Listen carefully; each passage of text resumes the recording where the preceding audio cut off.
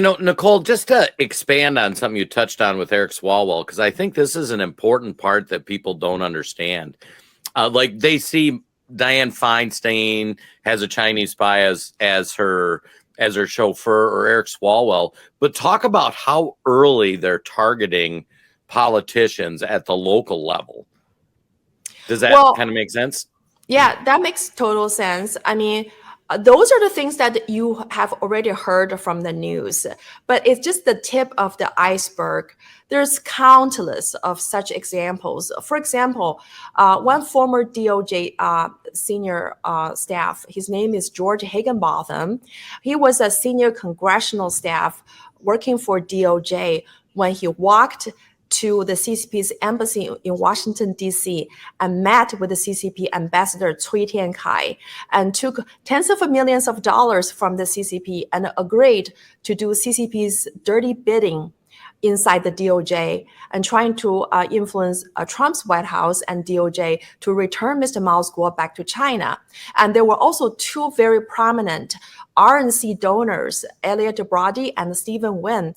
They both served as finance chair and deputy chair of the RNC. They were also part of the CCP's plot to return Mr. Mao's Guo back to China.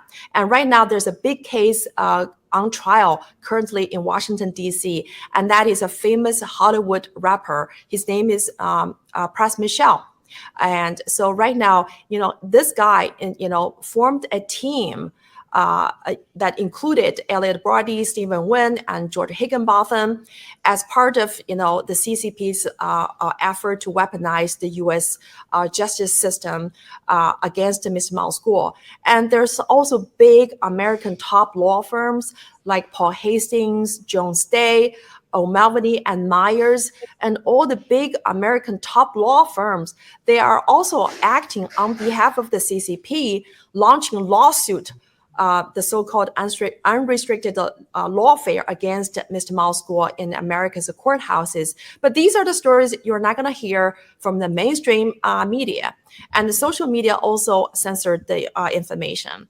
And so Eric Swalwell, Dianne Feinstein, and Judy Chu, they're just like a tip of the iceberg. Yeah, tip of the iceberg.